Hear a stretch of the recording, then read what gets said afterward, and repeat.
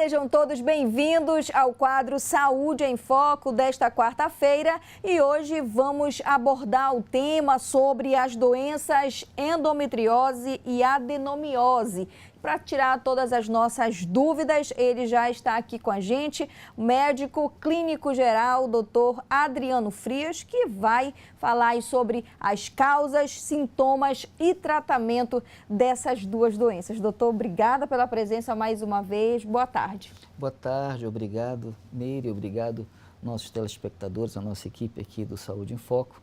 E a gente está aqui para conversar a respeito dessas duas entidades patológicas, que são entidades, variações praticamente de uma mesma situação, que é a endometriose e a adenomiose. São duas doenças diferentes, doutor, ou não? Elas são muito afins. Então, para a gente tentar entender o que é a endometriose e a adenomiose, a gente tem que entender primeiro como é que funciona a anatomia do útero feminino. Sim. Né? Então, o útero da mulher, ele tem basicamente três camadas, né? A camada mais externa, que é o paramétrio, ou chamada também de camada adventícia. A camada mediana, que é a camada muscular, chamada de miométrio. E a camada mais interna, chamada de endométrio. Esse endométrio é que sofre as diversas variações durante o ciclo menstrual. Então, a menina, durante o seu ciclo menstrual, esse endométrio, ele sofre um espessamento. E que caso não haja fecundação, não haja o curso natural da gestação, esse endométrio ele descama, ele descasca totalmente e é eliminado sob a forma de menstruação. Então, entendido o que é o endométrio, esse tecido que menstrua mediante ao ciclo menstrual, a endometriose seria a localização desse tecido endometrial fora dessa camada uterina, ou seja, em outras localidades que não necessariamente no útero. Pode ser na parte externa do útero, pode ser dentro da tuba uterina, pode ser no ovário, pode ser nas membranas internas do intestino, no peritônio, pode estar dentro do tubo digestivo. Existem casos em que a gente pode identificar a endometriose dentro do tubo digestivo grosso, do intestino delgado. Em alguns casos mais raros, pode dar na garganta, atrás do nariz. Em casos mais raros, no tubo auditivo, dentro do ouvido, né? Às vezes na mucosa da conjuntiva. Então, de tal sorte que quando a menina menstrua, esses locais vão menstruar junto, uma vez que sofrem as mesmas influências hormonais, né, do útero. Então, a menina menstruou, normalmente ela vai menstruar, e aquelas áreas onde tiver esse tecido, né, atípico, localizado fora da cavidade uterina, vai sangrar também.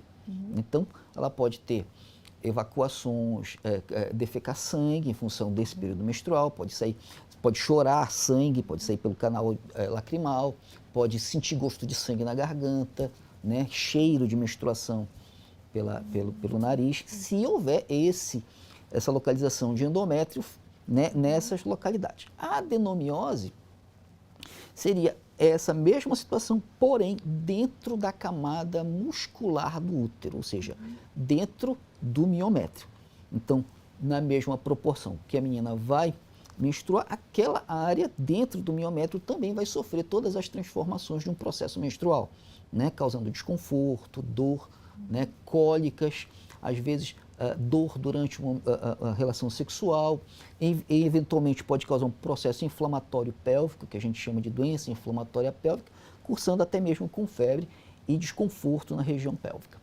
Pode ser desenvolvida essas duas, a endometriose e a adenomiose ao mesmo tempo? Sim, existe, elas podem ocorrer de forma isolada ou conjunta. Né? A menina ela pode ter só endometriose, pode ter só adenomiose e pode ter ambas, né, ocorrendo na mesma situação, o que é muito comum, por sinal. Acerca dos sintomas.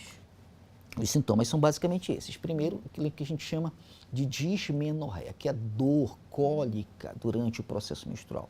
Edema da região pélvica, que a gente aqui comumente conhece como pente. Então, a região pélvica fica edemaciada, inchada, dolorida, sensível ao toque.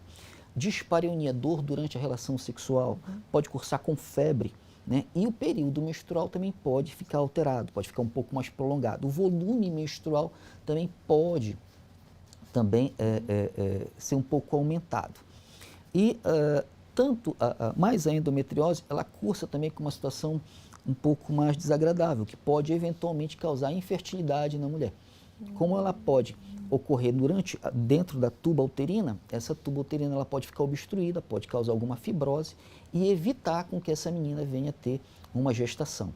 Algumas vezes tem que se fazer um tratamento para que ela possa engravidar.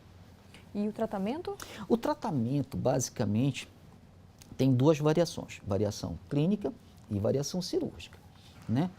A variação clínica, normalmente, a gente trata dos sintomas com anti-inflamatórios, analgésicos, antiespasmódicos e, principalmente, com contraceptivos hormonais. A gente usa anticoncepcionais, né, para diminuir esse fluxo menstrual. Qual é o objetivo? Fazer com que ela não menstrue.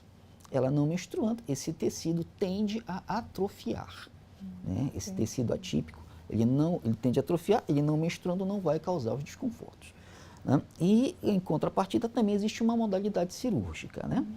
Pode ser, dependendo se não for muito grave, for identificados focos onde tem essa endometriose, pode ser feita a cauterização, a retirada cirúrgica desses focos.